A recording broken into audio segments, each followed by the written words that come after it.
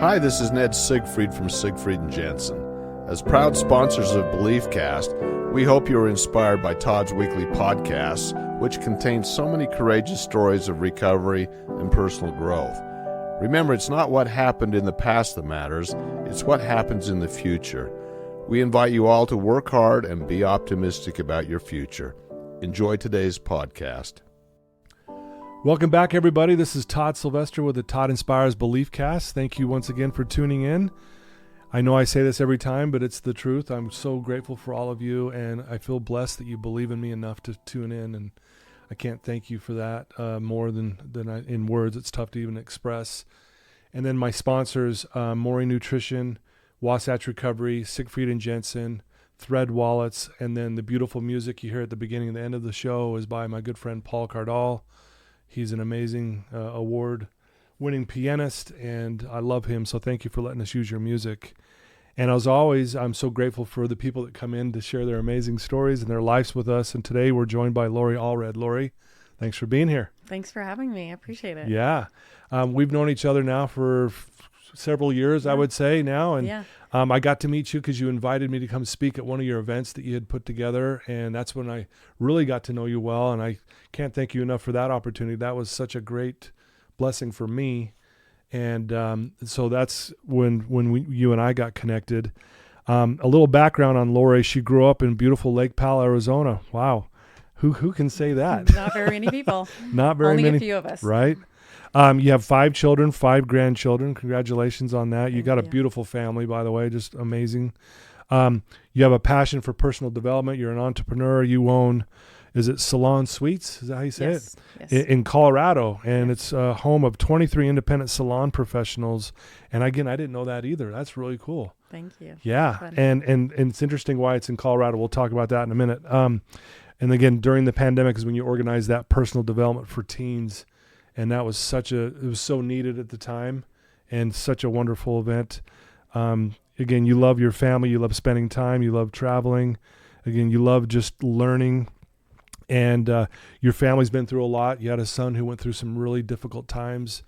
And I'd love to hear more about that because I think our listeners will really relate with that. And so anyway, with that said, Lori, tell us a little bit about you and, about growing up in Lake Powell. Okay, thank you. Thanks for the introduction. Yeah. So, I grew up in Lake Powell, Arizona, specifically Page, Arizona, super small town. Yeah. And my dad talks a lot about choosing to raise us there.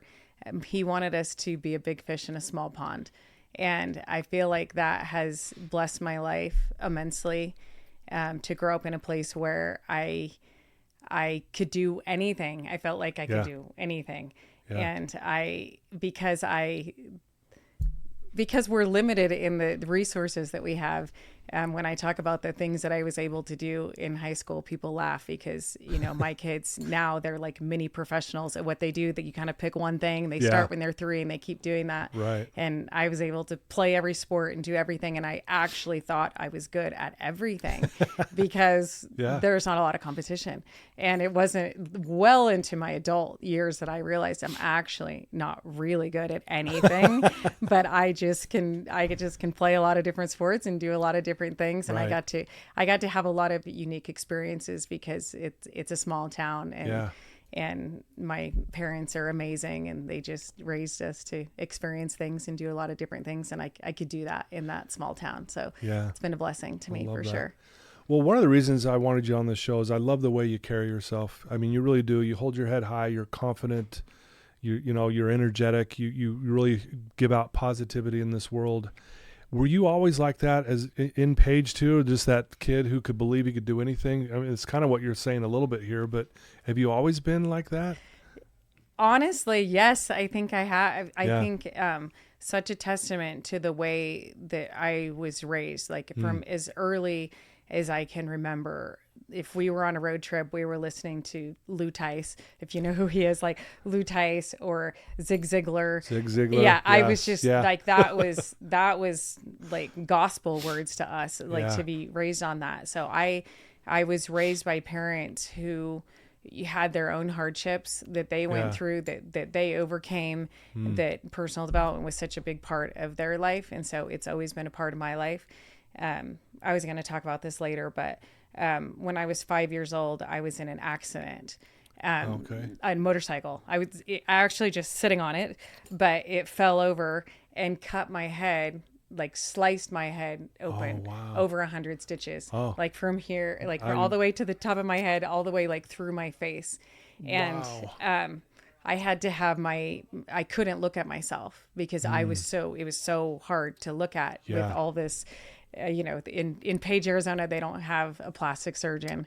They have a family practice, family medicine doctor that sees everything. And lucky for me, he did an amazing job of sewing it up. But I remember after the accident, my parents showing it to me, and I couldn't look at myself. Yeah, I bet. Because it was so gruesome to look at. And it barely missed my eye. My face was all swollen. They had to shave my head. Cow. And, for months, I couldn't, like, even going outside, if I would see a reflection of myself, like in a mirror or in a window, I couldn't see myself. Like, it was so gruesome. I couldn't look at myself. My goodness. And so I think that happened when I was 5. And so I had to see myself as something else, like other than beauty. But I think once I got through that, I never saw myself as not beautiful. Like I had this big scar that I felt. It's hard. Can you see it? It's hard to see it now. You can barely see it. Yeah. But now that you point that out, I can see it. Yeah. Yeah. But to me, it's become like something I'm so proud of that I overcame. Oh, wow. Yeah. That I overcame that. And I didn't see myself as ugly or as scarred or just like as something that I overcame. And my parents would say, if you want, like, we'll take you to a plastic surgeon and, have them blur it. And I just would always say, no, like it's part of me. That's like amazing. It's who I am. So I feel like early on, I saw myself as more than that. And then also like something like a scar that I'm proud of that I overcame. So, wow. Do you think that's because of the influence of your parents to think of it that way? Because that's impressive for a kid to go to that. Yeah. Right. 100%. I think I always felt like so loved and so validated by my parents. And like, I was so much more than that. So it truly wasn't actually, it was hard for me to look at because it was so gruesome, but it was just something that I was just raised to overcome. So that's amazing. I love that. I work with a lot of clients, high risk clients who've been going through a lot, and some of them have attempted to take their lives by cutting themselves, cutting their wrists. And we had this girl, one of my clients, and she had cut her wrists from, vertically all the way up to almost her elbow. And it's like this jagged cut. And so she would always wear long sleeves, right? And she was just really ashamed of it because she just thought, if people see this, what are they going to think of me? And we worked on, I had her just like wear short sleeves and just tap that scar and just say, I've overcome. That's and I love that. Just reminded me when you said, hey, look at this, is like, I overcame this. And she was able to kind of get past that and wear short sleeves and be okay with it. And that's so amazing. It's cool to hear you say that. Yeah. Thank you. Yeah. So, so you're raised there. How did you, what happened after, I guess, Lake Powell? Eric? So I graduated from Page High School, went to BYU, met my husband early on, and he was going to medical school. So I did 6 semesters at BYU. Okay. And then we went to San Antonio for him to go to medical school. Okay. And that is where I got my degree, because I started a business. Like but mostly me. My husband was in medical school. He was busy doing that. He was definitely very preoccupied. Yeah. But we started a deli. So we owned a deli and a frozen yogurt shop that was real close to the medical school campus. So I started that, ran that for 5 years. Dang, and that amazing. I figured that's where I got my degree in business. I learned so much from that. They told us they were doing a small construction project. We were at the end of a really busy shopping center, and that went on for 24 months. It was supposed to be it was supposed to be like a 2-month project, and they blocked off our entrance. So I learned all kinds of things about marketing. I bet. We started off so busy, like line out the door. We invited all the medical students, and people really supported us. But then they couldn't even get to us because they had to go through 20 stores to get to us. So that was, there's a lot that I learned, the School of Hard Knocks, but a lot I learned about business through that. And I ran that until our first year of residency. We moved to Oklahoma City. And so I sold it. And then I started a real estate relocation for physicians. So by then I had 2 kids, and I started a relocation service for doctors. So we would help them relocate, and I got my real estate license, and I just referred them to agents that were familiar with like the medical center areas wherever they were going for their to start their residencies. So I did that for 5 years. We lived in Oklahoma City, and then we moved to we did an externship in Europe. We lived in Europe for a few months, and then we went to San Diego. He did a fellowship with UCSD, and so I kept doing my physician relocation service in San Diego, and then we moved to Colorado. So we were in Colorado for 17 years. My husband's an orthopedic surgeon, so he was practicing in Colorado. So we were there for 17 years, and he started flying, kind of going through a midlife crisis, and started flying to entertain himself. He got good at what he was doing, got a little bored, so he started flying. And we had 2 kids that had come out here for college, and they decided that they liked Utah better than Colorado, and that they didn't think they'd come back to Colorado. So I looked at my husband and said, we got to get out of here. We got to go where our kids are. And so he started a practice. He's, along with flying, he does rural medicine, or he decided, because we wanted to move to Utah, he decided to do rural medicine. So he flies to rural areas. Oh, really? And so, so we've been here for 5 years. That's cool. Yeah. We've been here for 5 years. And before we decided to move, I bought a Salon Suites. So I've had that now for 5 years. So right before, I guess 6 years, I've had it for 6 years. So right before we moved, I'd had that for a year. And so I've kept that while I was here. And that's been honestly an amazing business. I love you said in the bio, I have 23 salon professionals, and most of them are single moms and wonderful people that I get to work with. So I love that, love them. I'm actually in the process of selling that company right now and on to my next thing. But so we've been in Utah now for 5 years. 5 years. Yeah, we live in Draper, so we've been here for 5 years, and we absolutely love it. And all the challenges of really, it was like starting a new career for him to go from, he worked for a big company where his schedule was pretty set, to really creating his own company and his own thing. So he works in several different places and flies and does his thing. And so, we've been here for 5 years. We love it, and happy to be here. Yeah, that's amazing. So you're currently selling this. Yes. Your Salon Suites.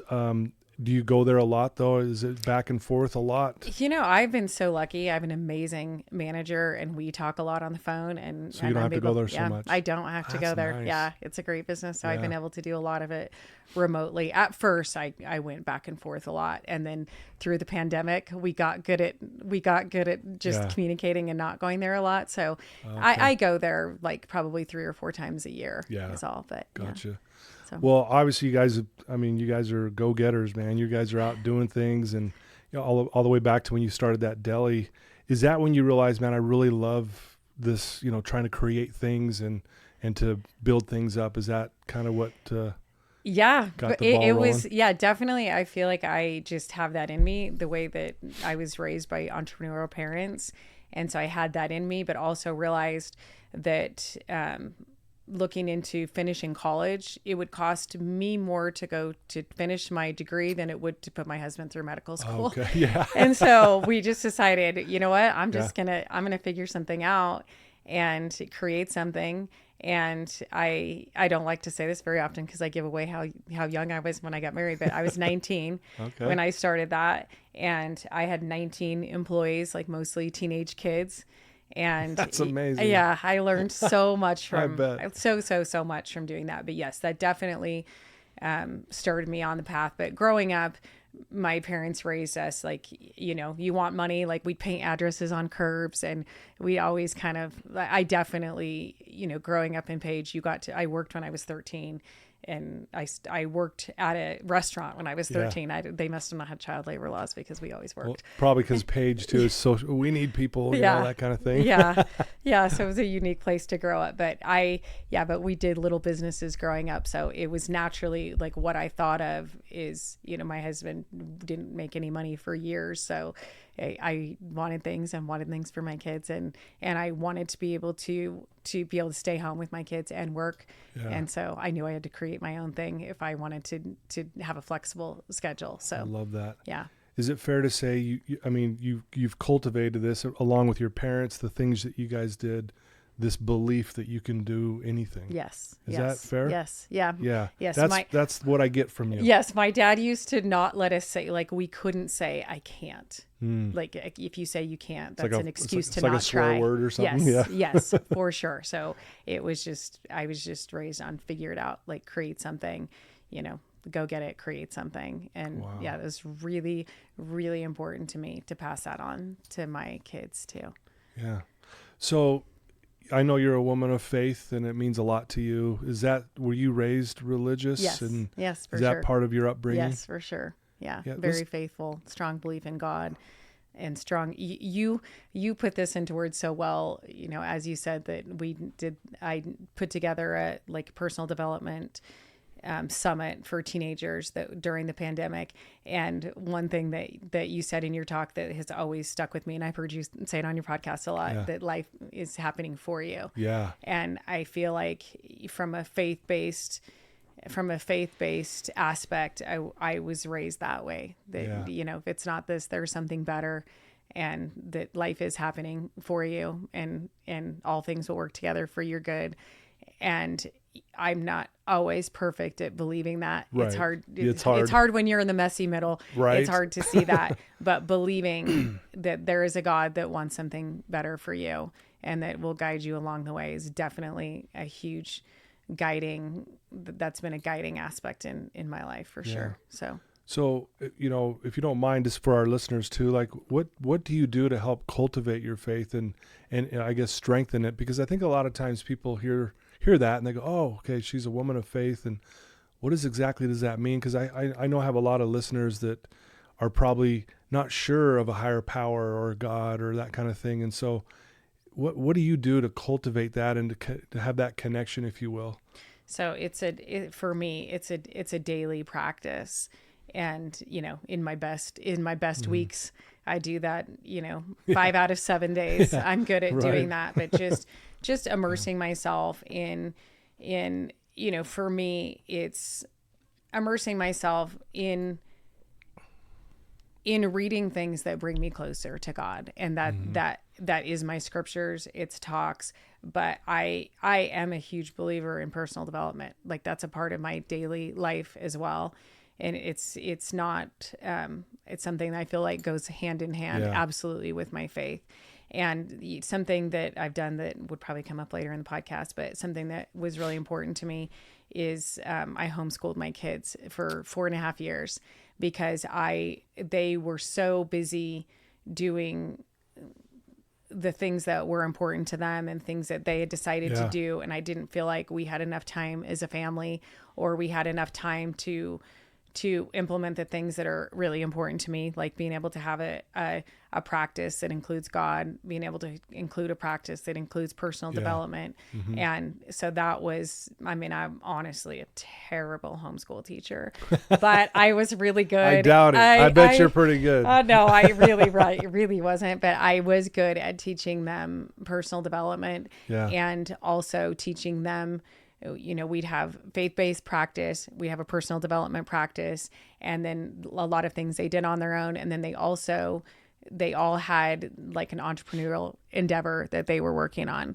And that's so cool. My oldest daughter had she did photography that she developed into an amazing business. And then my second daughter had a salt spray She had a salt spray company. That's awesome. And that she went on to realize that she actually does not love owning her own business, but she loved designing the labels and things. So she went on to be a designer, and she started that during that time. And my son published a book during that time when he was 16 and had a podcast, and it just gave them it gave them so much more time, and it gave me so much more time with them to be able to spend time with them and foster those things that, a curriculum that was important to me. And so that's probably been that's something I'm really proud of. Like, is that we had such a great practice of like 5 days a week. We were definitely in that and doing that, and we could travel and do those things. So that's something that I was able to do in myself, but also really able to pass on to my kids. And at times, to be honest, like I had kids that absolutely hated it, but they have all come around to like it's definitely a big part of their life. Personal development and faith are both important to all of them. Well, the beauty of doing the homeschool is it allowed you to do those things. They wouldn't have got that. I mean, on the level, I guess, at a public school, right? So how cool is that, to be able to, okay, guys, what are you going to go create kind of thing? I love that. Go create something. I don't care what it is. Just go do something. And again, were you homeschooled when you were? No. Okay. I was just curious if that was part of. But Page High School was not hard. So I had a lot of time to do other things. For sure. Because I have very few memories of myself studying. I'll say that. Okay. Very few. Outside of school, I didn't. We did our schoolwork in school, and then I didn't do much outside of school by way of academics. We mentioned you have 5 kids, 5 grandkids, and like I said, you have a beautiful family. They're all doing great things, and they carry themselves well as well. Thank you. And I think that has a lot to do with you and your husband and the way you guys have raised them. I know you've gone through some tough times too. One of your sons went through some really difficult times. If you're comfortable, would love to hear your thoughts on that and what, explain what happened to your son, and then kind of maybe lessons learned. Yeah. Okay. I would love to talk about that. Yeah. With 5 kids, I would say that all of my kids have been through hard things. Yeah. My oldest is 28 down to 17. And I feel like they've all been through hard things and some of them much more than others, but so my son, Easton, you should have him on your podcast. I would love to. He's amazing. He's amazing. We'll make that happen. I'm down. Yeah. But he, so starting when we started homeschooling him, he started out as a soccer player, basketball player, and realized that he's this incredible runner. We put him in cross country, just to cross train for basketball season. Yeah. And he was just absolutely destroying everyone. Like he would, so he would be in a race and he would finish like several minutes before everyone else. Like his biggest challenge was knowing the course. Like he'd get lost, find his way, and still like no one would come in for so long. Like he was just amazing. And he was setting all kinds of records. And, at the time we're homeschooling, he started a podcast. He was just absolutely obsessed with personal development, just being the best that he could be. And he's running. He was homeschooled, so he would run. He ran for a couple of different high schools and was setting all kinds of records. His junior year, I could do a whole podcast on this, but one school, he had to move schools. One school, he couldn't run high school races. And so he was training with the team, but he had to do the coach put him in a college race, and it was a D1 college race. And he said, we're standing on the field, and he said, I feel bad for doing this to him, but I just really want to see what he can do, in this college race. Cause at the time he couldn't run high school races, but he could run a college race. So he gets out there and, he's staying at the front of the pack, and we're like, gosh, that's amazing. We're standing next to coach, like he's at the front of the pack. And this is the beginning of his junior year of high school. And what do you know? He pulls out in front and he wins this college race. No way. And I wish I could remember his stats, but he wins it by like 15 seconds. Wow. Yeah. And he's a junior in high school. And that's incredible. And after that race, which is really cool that at the time he had a YouTube, And it's nice that we have all this documented. But after that race, he got sick. Like he felt like he had the flu. And, you know, I remember that moment of like celebrating that, like just like shock that he did so well in the race. Like we knew that he was really talented and he was doing so well at the high school level, but we really didn't know. And so he went on, long story short, he went on to have like just this absolute debilitating chronic nausea, and we couldn't figure out what was wrong with him. And chronic nausea, back pain, just pain, like pain in his body. And by his senior year, he was still able to run. And he, like at NXN, Nike has like an elite race, an elite nationals. He got fifth place that year. His junior year, he was able to do national races, and he got fifth place. And, you know, wasn't able to train like he should be able to train, but still was able to get fifth place. Yeah, he went, he ran for BYU his freshman year, and he had the fastest times that BYU's ever seen from a freshman. And, you know, so he was like, you know, looking at the Olympics and just like, and just this, honestly, this incredible, humble kid, but just plagued with this chronic illness that we couldn't figure out. Yeah. And I would say this is a part, like going back to personal development for me, where I just, and faith, that I just knew. So the BYU sent him to their doctors, and my husband and I were sitting in the office with them, and he was talking about he'd never had anxiety, and all of a sudden he had this like debilitating anxiety and depression that he's the happiest. Right. He is the happiest kid, and so he's been taking care of himself. So he's been meditating since he was 10, you know, writing out his goals, every single day, doing affirmations. I mean, just every single thing to take care of yourself mentally. Like you've never met a kid with this kind of discipline. Like it takes care of himself perfectly, as perfectly as someone could in every single way, like physically, mentally, spiritually, all the ways. And his life is just unraveling with this chronic illness. And, I'm kind of losing my train of thought where I was going with that. You'll have to delete this out. What was I trying to say? No, it's all good. That's the best thing about this podcast is that we're just real. We're having a conversation. It's all good.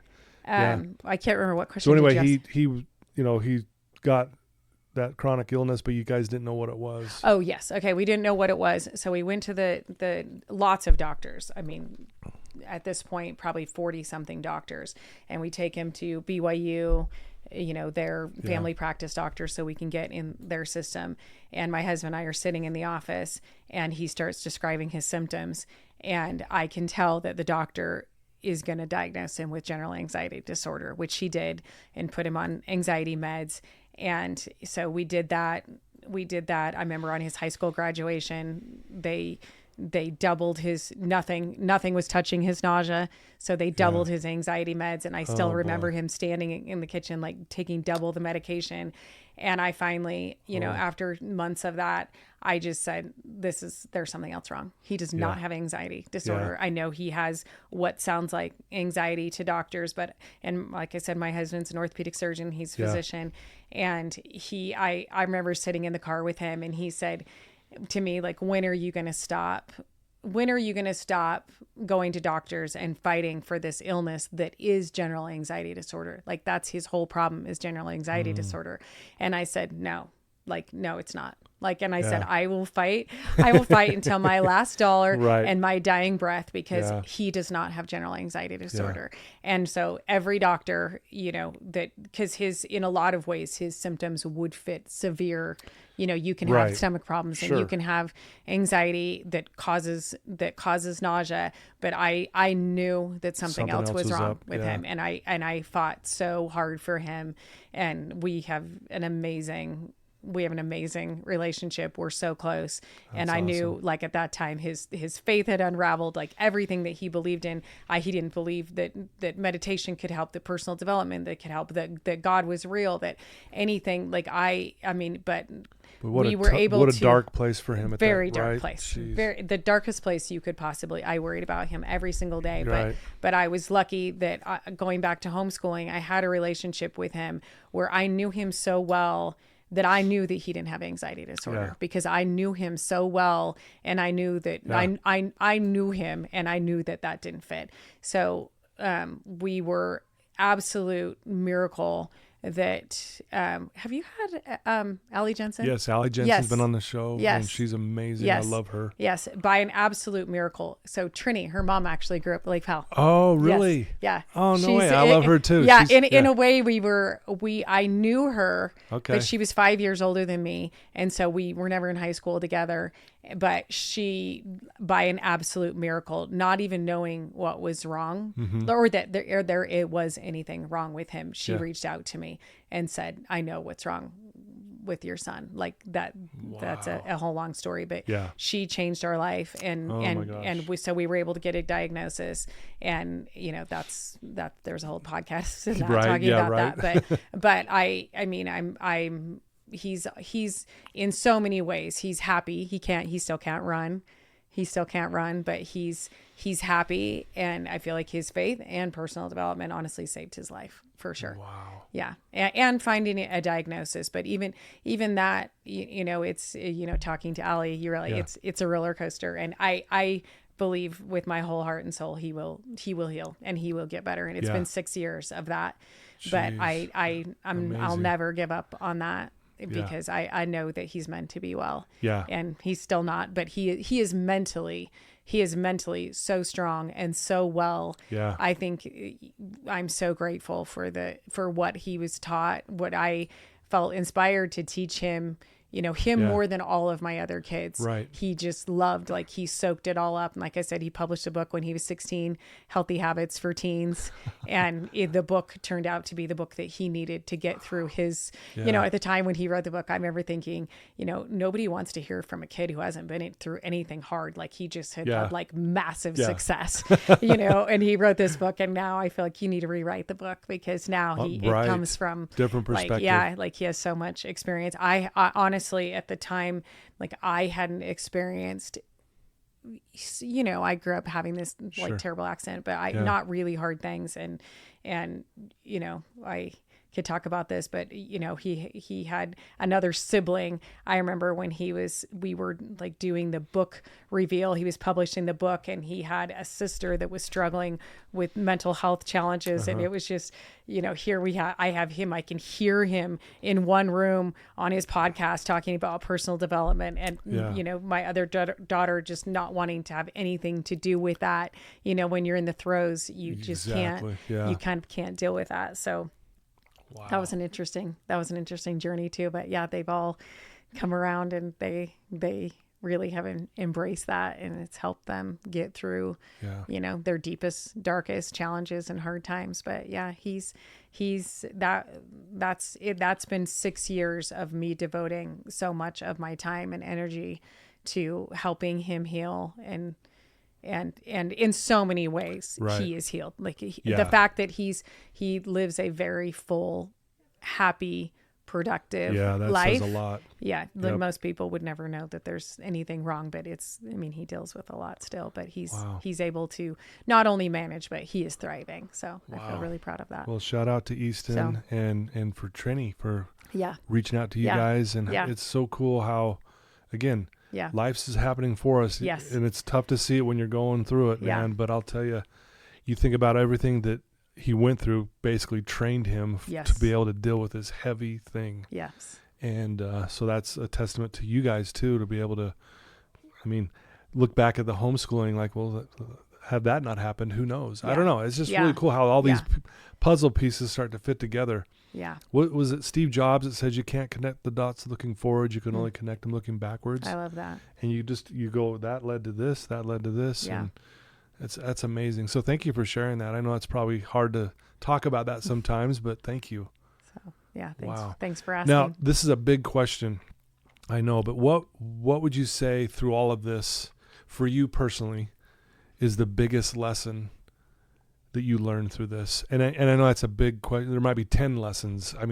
But is there one that stands out, or you want to share a couple? Or? Yeah, I think one thing is that for Easton's health, and, I mentioned a little about my daughter suffering from like some mental health things. Mm-hmm. I think you look at people and you think that before all of this happened, I remember my sister saying to me that someone asked her, she said, Lori's life looks so perfect. And she said, is there anything hard for them? And my sister said, I remember her telling me, you haven't had a lot of hard things. And at the time, this was before all this happened, I thought, of course, like we'd had struggles. Right. And I mean, putting my husband, I had 4 kids and put my husband through medical school and residency and doing my own things that help support the family. But also like that, I mean, I raised 4 kids and in a lot of ways I had 4 kids so much by myself. Like I did so much of that by myself. And I would say that was challenging, but I knew it would end. Like I knew it would end and he would be around more and he'd be able to help me and we'd raise the kids together. So I always had that perspective. It wasn't that hard. But I remember when she said that, I thought she is kind of right. And then the next 7 years were just absolute hell for different health things and different things that happened with my kids. And I just think no matter, it's easy to look at people and think, and in that moment, she wasn't wrong, but everybody gets their chance. For sure. And and I think even then, things that my kids were struggling with, like the mental health side of Easton's was, for me, his physical, I mean, he had 7 different surgeries. He went through a lot physically, but absolutely no question, watching the mental side of that was my, like, I can share this because he shares this, but I mean, he was really open and we stayed connected through so much of that. There were times that he wasn't as connected to us, but mostly like he would say, I'm struggling, like mentally, I'm scared for myself. And I would have to say, thank you for telling me that, like, thank you. And he said, I don't want to tell you this. And I said, I need you to tell me when you are scared for yourself. And he was able to most of the time be really honest about where he was mentally. And there were times like I absolutely was worried for his life. Sure. Like no question. I was worried for his, for his life. And so I think what I learned through that is that so much of that the outside world would not see. Right. And not because I was trying to hide it. Like even with Trini, when she reached out to me, and she said, how are you doing? She felt inspired to reach out to me. And she said, how's your family doing? And like I said, she was 5 years older than me. We weren't close. Like I knew her and I knew her family and she knew my family, but we weren't close. And Easton wasn't, he didn't know how to talk about, in a lot of ways, what he was going through because he didn't have anyone to relate to. So I wasn't it was his story to share. Like I wasn't sharing that with people. And anyway, I just was vulnerable with her. And I had just written to my family that morning and said, pray for us. These are the things that he's struggling with that we need answers to. And I had gotten his permission to list it, like be really vulnerable with my family that this is what he's struggling with. And like specifically, and I just like on a whim decided to send what I had just written to my family to her. And that is why she was able to help me. Gotcha. Because when she reached out to me, she had no idea that Easton was struggling with anything. Oh my gosh. And from the outside world, he's breaking all kinds of records and you wouldn't imagine that he was struggling. You have no idea. Yeah. And so I think that I've learned that you look at people and you don't know what they're going through. But you can guess, that 50% of whatever that quote is, that if 50% of the people that you meet, or if you thought that they were going through the hardest thing of their life, you'd be right 100% of the time. And I think that's true. Like I was going through the hardest time of my life, but I'm putting on a good face every single day for myself. And it's not that I was trying to hide it. It was his story to share. Like the mental health side of it didn't feel fair for me to share. But any mom that has a child that's hurting like that, you're hurting.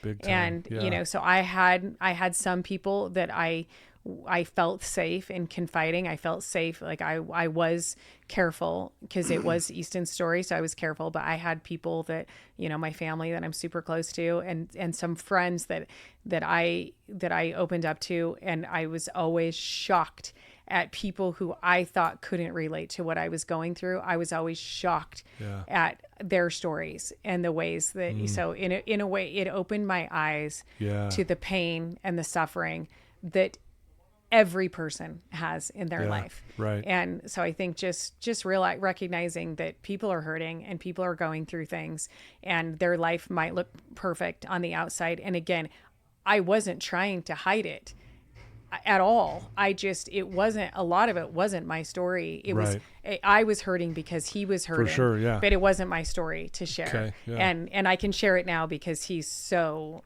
I mean, he's been on podcasts. Yeah, he's so open up. Yeah. He is so open and honest about his experience. And I'm so happy that he is, because it is so helpful for other people.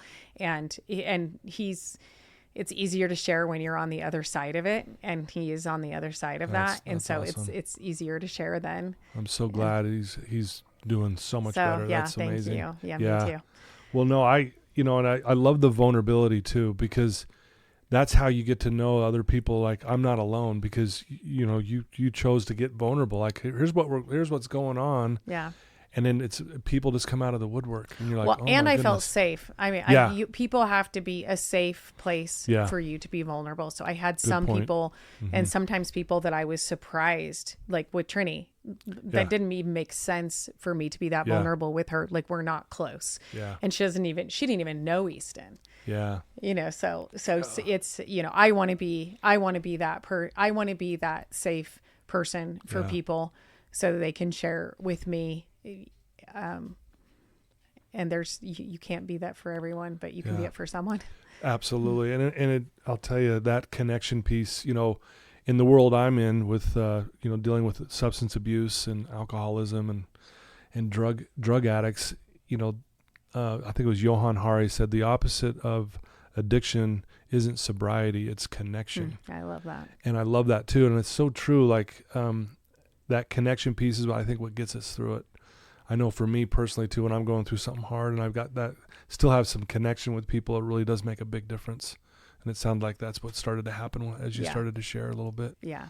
I also, like I mentioned, I was homeschooling my kids and spending a lot of time with my kids, and I realized no one's spending more time with them than me.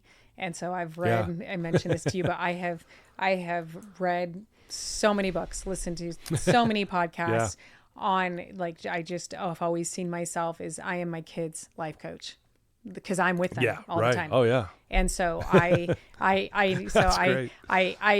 very early on in this realized that I need my kids to talk to me. I need them to be open. I need them to talk to me so that I can help them. And I need to have the skills to be able to connect with them and to be able to help them in their journeys. So that's something I've really immersed myself in. I'm really grateful that I had that growing up, and that I've continued that, because I've read all of Brene Brown's stuff. She has so much on vulnerability. Oh, big time. And that was something that I really, really learned, that it was important for me to be vulnerable with my kids too. Yeah. Like I can't be there for them if I don't, like, even this morning, like I sent my family a text, and I sent my family a text, and I said, I'm going to be on Todd Sylvester's podcast today. Pray for me, and I feel like maybe before all of this happened, I maybe felt like I wanted, I don't know, this is necessarily true, but I saw myself as like the guide at the front of the ship, and not necessarily how important it was for me as a guide to be vulnerable to them on the things that they're appropriate for me to share. Yeah. And I feel like over the last 6 years, when someone in our family is suffering or struggling with something, or when I am struggling or suffering from something, that we talk about it. We don't pretend it's not happening, that we talk about it and we're vulnerable with each other. And, even my husband, like when he's going through something that's hard, I'll say, tell the kids, like, he went through, like, where a patient was suing him, and I said, tell the kids how hard this is, like, make sure they know. And even like starting a new practice, and like how, I remember he would fly in. We thought it would take 6 months for him to build up a practice in these rural places. They'd be so grateful to have an orthopedic surgeon fly to their places, and we would be so busy. And I remember like he would fly his own plane over and he would have 2 cases and one would cancel. And then he'd do 1 case and then fly himself home. And I'm like, tell the kids. And it's hard to be vulnerable with your kids because, you have to be vulnerable when it's messy. Like, at the time, I don't know, they could hate him and he could never build up a practice, and we could have had to move back to Colorado. And honestly, there were times we thought that we would have to move back to Colorado. And I just would always encourage him, like, share with the kids. Like, we want them to know that this is hard. Like starting a new practice when you're 50 and doing this is hard. Like, it's brave, it's vulnerable, and it's hard. And we don't know if it's going to work. Like, I would encourage him to share that. And I would share like things like I've tried so hard to share my failures with my kids so that they would feel comfortable sharing their failures with me. And so that's something that I feel like through this, my greatest accomplishment on this earth is for sure my kids adore each other, that we love each other. We're good at that. Like, I'm not good at a lot of things, but I am good at helping foster. It's all that is so real that we rally, just on Valentine's Day. None of their friends will listen to this, so it's okay. On Valentine's Day, my 17-year-old's going through a breakup, and this is just a simple little thing, but all of my kids supported. I mean, she's 3 months in, and all of my kids on Valentine's Day sent her. 2 of my kids got together and made sure she had flowers on her desk on that morning. That's awesome. The other kids like stopped by after their date to be with her. And I just love that, she didn't pretend like she wasn't sad that day, because she doesn't have to pretend, because she knows that she's so loved, and she knows that her family will rally.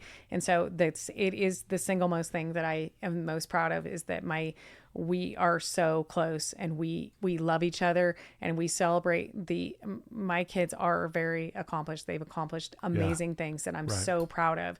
But the thing I'm most proud of is during their failures and during their hardest things, they share with each other. And we're there for each other. Wow, and I think because honestly, it started with Easton's, Easton was willing to be vulnerable through his illness. He was really vulnerable with the family.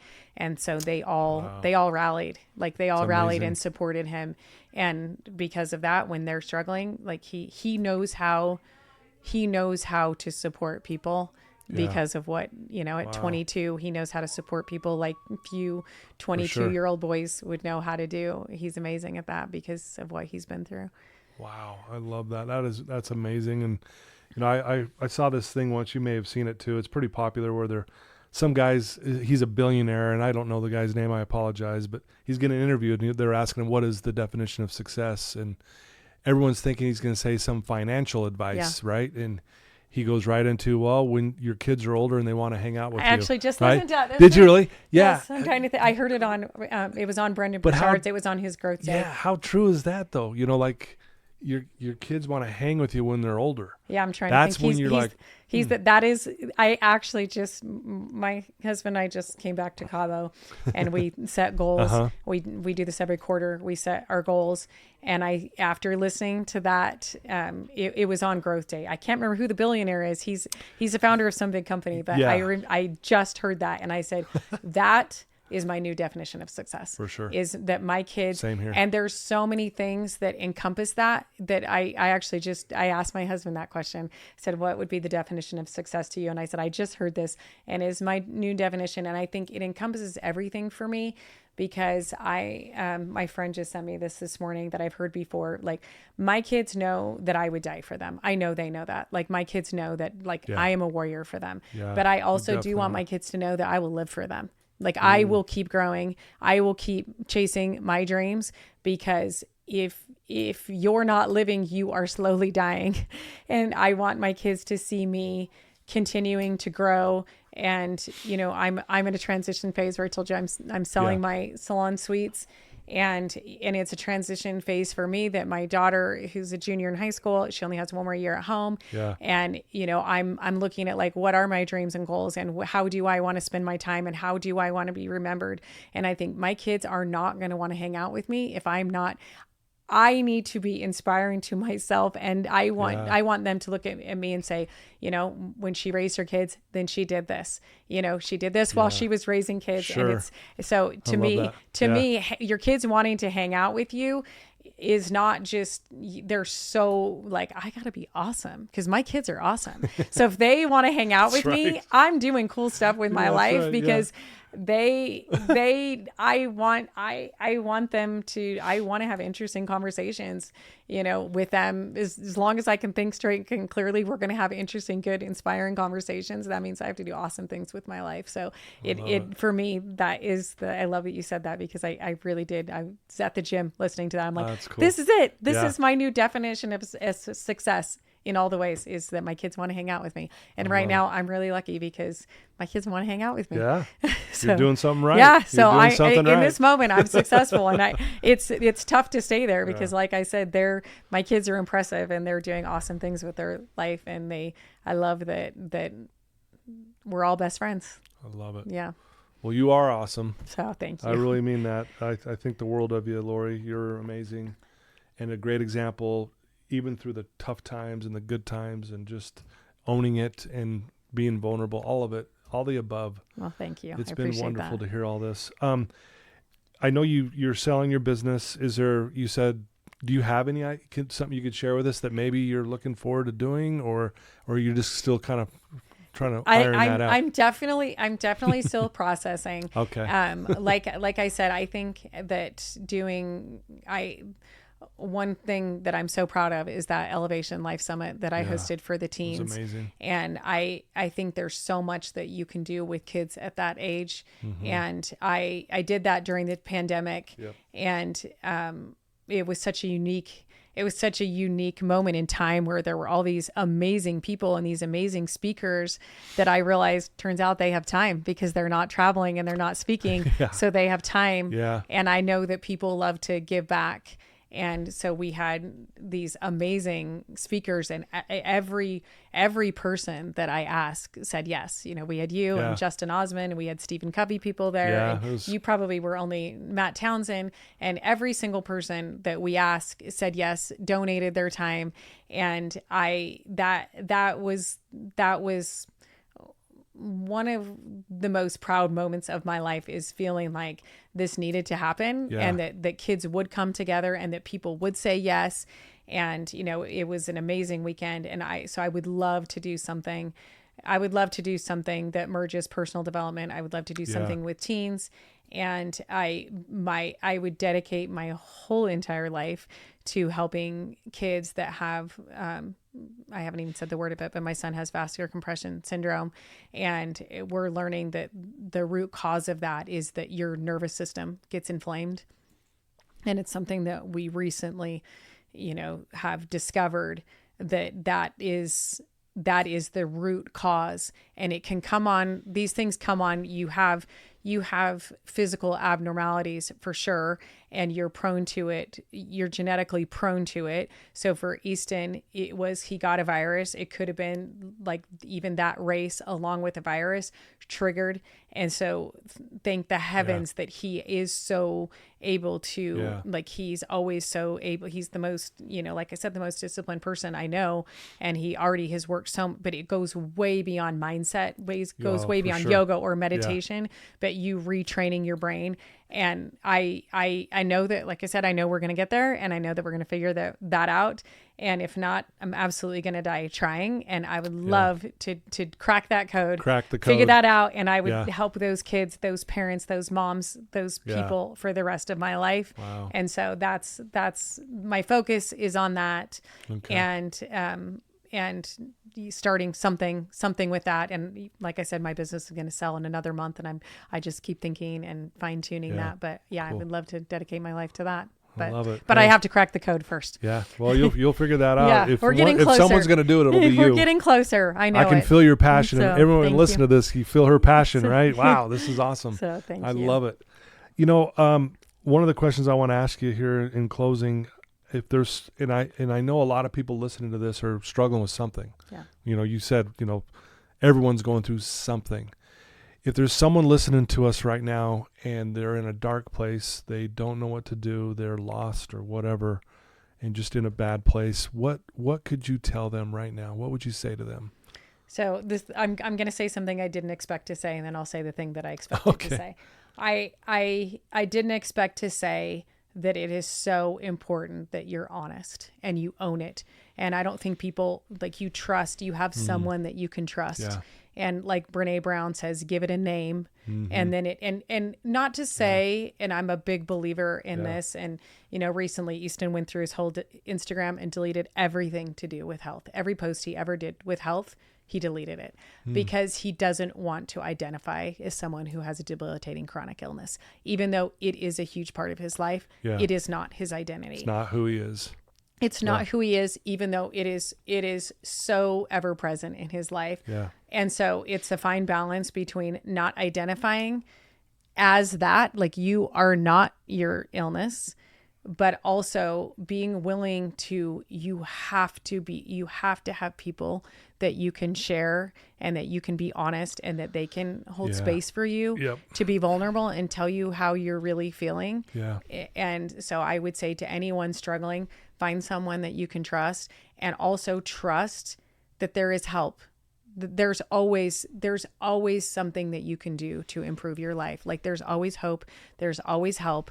There's always people who you don't think can relate, but they can. Yeah. So just being willing to be vulnerable and ask for help and just keep fighting. Like I remember, I remember having a conversation with Easton in the kitchen where he would say, God can't be real because I can't, there's no God would let someone feel the amount of pain that God can't be real if I can feel this much pain. Right. Yeah. And I remember telling him you fight to know that. And he knew how present darkness was before he could find the light again. Yeah. And I think that's okay. I think finding darkness and acknowledging the darkness and how dark it really is sometimes is your path to finding light. And for him, it was the path to finding light. But I would just say, trust that there is help, trust that there's better days, trust that this too shall pass. And even though you still might be carrying it, it can be lighter than it is. There's something that you can do to make it lighter than it is today. And what I was going to say is the only advice, the longer I live, the more I realize I have absolutely no advice for anyone. But one thing I can say is that something that my husband and I have done that I've encouraged my kids to do is you always have to have goals. And I think there's so much magic in 90 days. Sometimes you can get so caught up in, what am I going to do in my life?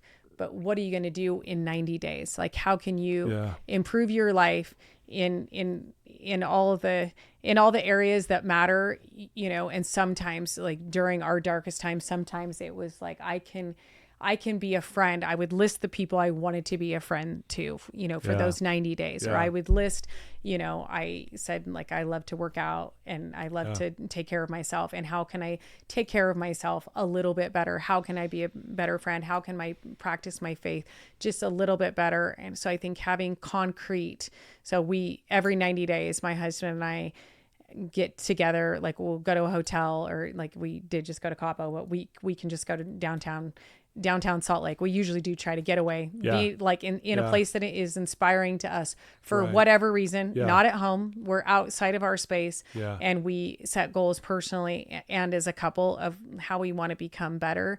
And I hope that that's something that my kids carry with them, is just that you can always be a little bit better, but also accepting yourself for where you are. Sometimes those goals are so small. I can be a little bit better friend. I can, I remember when we first moved here, I thought I need friends. I'm a friend girl. I value my relationships so much, and it takes time to develop those. So I would just have to set the tiniest, little ways. And also I'm so busy, with my business and with my kids, but I value friendships and relationships so much.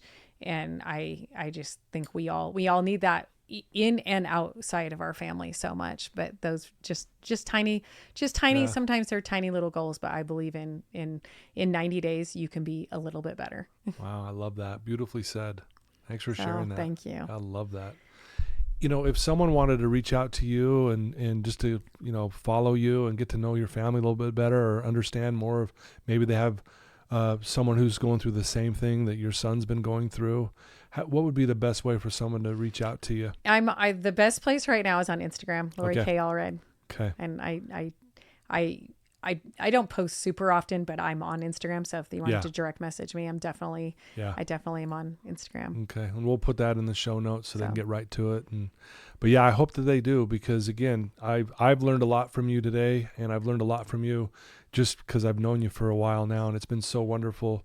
Again, having you on here is an honor to me. I love the way you carry yourself, the way you raise your family. It's truly inspiring. As I'm sitting here listening to you the whole time, I'm going, okay, I'm going to improve here. I'm going to be better here. I'm going to work. And it really is. It's been inspiring. I'm not beating myself up, but I'm just like, you know what? This makes me want to do a few other things. So thank you for inspiring me today. Thank you. I coming from you, that is a massive compliment, because I've been inspired by you since the day I met you. So thank you. You bet. Well, there you go, folks. Lori Allred, please reach out to her. If you have someone in your family who's struggling, give them a link to this episode. They need to hear it. Thank you for subscribing and downloading and sharing. It means the world to me. Again, shout out to my sponsors. I love you guys. Again, Paul Cardall, thank you for your beautiful music. You're an amazing man. And I'm grateful for this opportunity to be able to sit here with Lori. I know that you feel what I'm feeling. It's an amazing thing when we connect like this. So I love you guys. Until next time. Thanks again.